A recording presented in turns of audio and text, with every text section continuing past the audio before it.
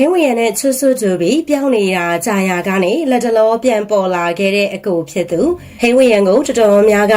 မောင်နှမနှစ်ယောက်ထဲသာရှိရလို့ထင်ကြတဲ့သူတွေလည်းရှိပါတယ်။ညီမလေးနဲ့ဟင်းဝရံကသာလူတွေရဲ့ရှေ့နဲ့မီဒီယာရှေ့ကိုထွက်ဖူးတာကြောင့်ဖြစ်ပါတယ်။ဒါပေမဲ့ဗီဒီယိုခစ်ကအားပေးလာတဲ့သူတွေကတော့ဟင်းဝရံမှာအမွှာညီအကိုရှိရလို့ထင်နေကြတာပါ။ဗီဒီယိုစကားခစ်တုံးကစကားတကားမှာဟင်းဝရံရဲ့အကိုဖြစ်သူကပါဝင်ပြီးတော့တရုပ်ဆောင်ခဲ့ပူတာဖြစ်ပါတယ်။အဲဒီစကားမှာဟင်းဝီရံနဲ့တော်တော်လေးကိုချွတ်ဆွတ်တူနေတာကြောင့်လူစိတ်ဝင်စားမှုမြင့်တက်ခဲ့ပါတယ်။ဒါအပြင်ဟင်းဝီရံကိုနှစ်ကိုခွဲထားတယ်လို့သာထင်ကြတာဖြစ်ပါတယ်။အဲဒီအကိုဖြစ်သူကအဲဒီစကားတကားထဲမှာသာပါဝင်တရုပ်ဆောင်ပြီးတော့အချိန်ကြာကြီးပြောင်းနေခဲ့ပါတယ်။ပြောင်းနေခဲ့တာကြာပြီးကမှအကိုဖြစ်သူကပြီးခဲ့တဲ့ဆေးဆက်ပွဲမှာပြန်ပေါ်လာခဲ့တာဖြစ်ပါတယ်။ဆေးဆက်ပွဲမှာဟင်းဝရံရဲ့အကိုဖြစ်သူကတက်ရောက်ခဲ့တာဖြစ်ပါတယ်။ဗီဒီယိုဇာတ်ကားမှာတော့ဟင်းဝရံနဲ့တော်တော်လေးကိုရုပ်ချင်းဆင်တူပေမဲ့အခုအချိန်မှာတော့ရုပ်ကတော်တော်လေးကိုကွာသွားပါပြီ။ဟင်းဝရံရဲ့ရုပ်နဲ့လည်းတိတ်မတူတော့သလိုဖြစ်သွားခဲ့တာပါ။ဒါအပြင်ဇာတ်ကားတွေရိုက်တုန်းကလိုပုံလည်းမဟုတ်တော့ဘဲနဲ့အနှဲငယ်ဝသွားခဲ့တာဖြစ်ပါတယ်။ဟင်းဝရံရဲ့အကိုရင်ကငငယ်တော့ရုပ်ချင်းဆင်တူပေမဲ့ကြီးလာတဲ့အချိန်မှာရုပ်ကဒီလိုမျိုးကွဲသွားတာကြောင့်အားသိနေကြတာဖြစ်ပါတယ်။ဒါပေမဲ့အခုဖြစ်သူထက်လူတွေပို့ပြီးတော့စိတ်ဝင်စားနေတဲ့သူကတော့ဇနီးဖြစ်သူကိုဖြစ်ပါတယ်။အခုဖြစ်သူကအိမ်အောင်အရင်ကြထားတာဖြစ်ပြီးတော့ဇနီးနဲ့အတူပွဲတက်လာခဲ့တာဖြစ်ပါတယ်။ကလေးကတော့ရသေးပုံမပေါ်သေးပါဘူး။ဟင်းဝရံရဲ့ရောင်းမကမင်းသမီးတယောက်အရှုံးပေးရလောက်အောင်ကိုချောနေတာဖြစ်ပါတယ်။ခန္ဓာကိုယ်အချိုးစားလည်းလှတဲ့အပြင်မျက်နှာကလည်းအေးချမ်းတာမို့လူအများချီးကျူးနေကြတာဖြစ်ပါတယ်။ဟင်းဝရံရဲ့မကြီးက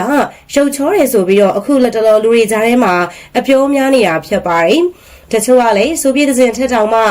ဟင်းဝရံရဲ့မကြီးကပိုချောတယ်ဆိုပြီးတော့ချီးကျူးတာမျိုးတွေရှိပါတယ်။ဟင်းဝရံတို့မောင်နှမ၃ယောက်လုံးကအနုပညာလောကတွေကိုဝင်ဖို့စူးစမ်းခဲ့ကြပါတယ်။လက်ရှိမှာအကိုဖြစ်သူကတော့တကားသာဝင်ရိုက်ပြီးတော့စီးပွားရေးနယ်ပယ်မှာအခြေကျနေပါပြီ။စီးပွားရေးတွေလုပ်ရင်းနဲ့သူ့ဘဝကိုအေးချမ်းစွာဖြတ်သန်းနေရဖြစ်ပါတယ်။အကိုဖြစ်သူကစီးပွားရေးလုပ်နေရင်းနဲ့တာမန်သာဖြတ်သန်းနေတာမို့ခန္ဓာကိုယ်လည်းအရင်ကယူမဆိုင်ပါဘူး။ညီမဖြစ်သူအလရွှေစင်ကတော့ဟင်းဝရံနဲ့အတူအနုပညာအလုပ်တွေကိုလုပ်နေတာဖြစ်ပါတယ်။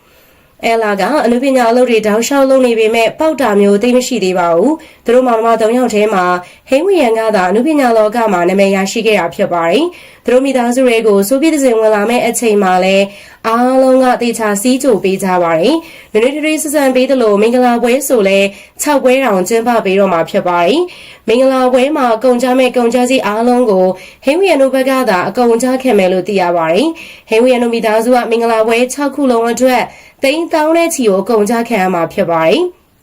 ဒီလောက်ကုန်ကြစည်ကိုအလွယ်လေးကုန်ကြခံနိုင်တဲ့သူတို့မိသားစုရဲ့ချမ်းသာကြွယ်ဝမှုကိုလည်းအားကျနေကြတာပါ။ဟင်းဝရံကမိသားစုချမ်းသာကြတော့တစ်ခါမှမကြွားခဲ့ဘူးပါဘူး။ဒါပေမဲ့ဟင်းဝရံတို့မိသားစုတော်တော်လေးချမ်းသာတာကြောင့်သတင်းတွေထွက်နေရတော့အမှန်ပဲဖြစ်ပါတယ်။ချမ်းသာတာကြောင့်လည်းဟင်းဝရံမင်းသားလုံးမဲ့အချိန်မှာမိသားစုကရုပ်ရှင်ထုတ်လို့ရေးထောင်ပြီးတော့စကားရိုက်ပေးခဲ့တာပါ။ဟင်းဝရံတို့မိသားစုတွေကိုချွေးမတယောက်အနေနဲ့ဝင်ရတဲ့ဆိုပြည့်တဲ့စရာလည်းကံကောင်းတယ်လို့ဆိုရမှာပါ။ဟင်းဝရံနဲ့ချွတ်ဆွတ်တူခဲ့တဲ့အကိုဖြစ်သူကိုပရိသတ်ကြီးရောမှတ်မိလားဆိုတာကွန်မန့်လေးထဲမှာရေးခဲ့ပေးပါဦး။ဗီဒီယိုလေးကိုအဆုံးလေးလိုက်ပါပြီးတော့ကြည့်ရှုပေးကြတဲ့အတွက်လည်းအားလုံးကိုကျေးဇူးအများကြီးတင်ပါတယ်ရှင်။